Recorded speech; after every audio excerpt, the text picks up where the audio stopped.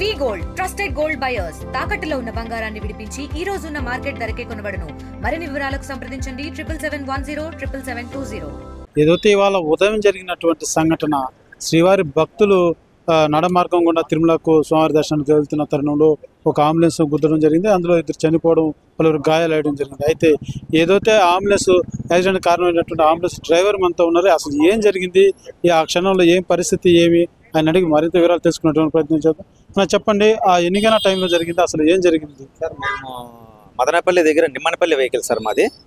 అక్కడి నుంచి మాకు 10:22 కేసు వచ్చింది. మాకు నిమ్మనపల్లి నుంచి వచ్చే లోపల అడిగి 11:30 అట్లయింది. పేషెంట్ ఎక్కించే లోపల 11:50 అయింది.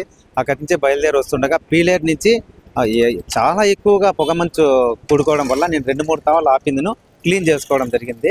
అందులో మేము ఎక్కేటప్పుడు చెస్ట్ పెయిన్ కేసు మేము తీసుకొని వస్తున్నాం మదనపల్లి నుంచి.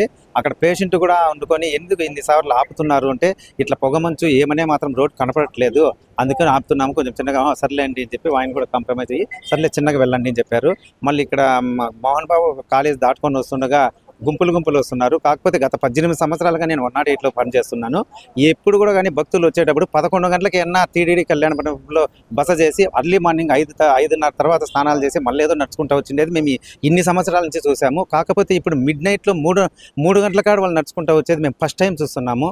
అది వాళ్ళు నడుచుకొని వచ్చేది ఓకే. ఇప్పుడు మీకు అక్కడ మనుషులు వెళ్తున్నారు, మీకు అంత పొగ మంచు కంటే మీరు బండి ఆపేయడం లాంటివి చేస్తుండొచ్చు కదా? చెస్ట్ పెయిన్ కేసు మేము వేరే కేసు ఏదన్నా ఉండింటే కన్నా మేము ఆపిందాం సార్. అది కూడా అందుకే నేను 3 టైమ్స్ ఆపిందను, క్లీన్ చేసుకుంటానే వస్తున్నా. ఎందుకంటే చెస్ట్ పెయిన్ కేసు, ఆయన నొప్పితో బాధపడుతున్నారు.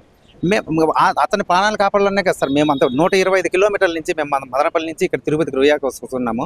ఆ మార్గ మధ్యంలో ఆ విధంగా జరగడానికి కారణం ఏంటి సార్? అది అంటే మీకు వాళ్ళు అసలు ఎక్కడ రోడ్డు పక్కన వస్తున్నారా, మీకు ఎక్కడ కనపడ్డా? రోడ్డు పక్క నుంచి మా రోడ్లోకి ఎక్కేస్తారు సార్ వాళ్ళు. ఏకదమ్మున ఒక 5-6 మంది గుంపు వచ్చింది, టకాన్ రోడ్లోకి వచ్చేసారు. నేను టకాన్ చూసిన రైట్ చేయడంతో లెఫ్ట్ సైడ్ కొద్దిగా తగిలింది సార్ వాళ్ళకు.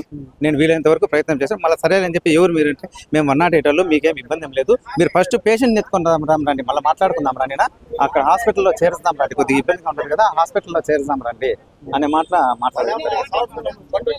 అంటే కాదు, ఇప్పుడు మీరు అనేక ఎన్నో ఏళ్ళకి మీరు ఎన్ని సర్వీస్ చేస్తున్నారు? 15 సంవత్సరాలు సర్వీస్ చేస్తున్నారు అంటే ఇప్పుడు ఒక్కసారిగా ఎంతమంది వాళ్ళకి అంతా గాయాలైనటువంటి, ఇద్దరు చనిపోయినటువంటి పరిస్థితి. దీన్ని మేము వేసుకొని వచ్చినప్పుడు రూపాయలు చేర్చినప్పటికి వరకు బాగానే ఉన్నారు. ఆ తర్వాత మేము ఇక్కడ పోలీసు వాళ్ళకి ఇంటిలేషన్ చేస్తామని చెప్పి అంబులెన్స్ ఇక్కడ తీసుకొని రావడం జరిగింది సార్. అదే సార్. మీరు ఎంత స్పీడ్లో వస్తున్నారు ఆ టైంలో? సార్ నేను 30-40-45 పేస్తాను, ఎందుకంటే కనపడడం లేదు సార్, అందుకని ఫాస్ట్ వచ్చేదాన్ని కూడా కుదరదు సార్. సార్ నా పేరు అమర్నాథ్.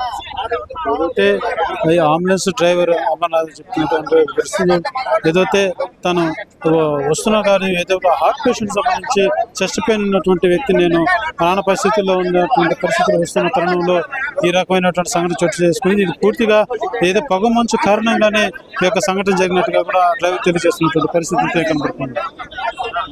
కెమెరా పర్సన్ కోటితో సురేష్, RTV, చంద్రగిరి.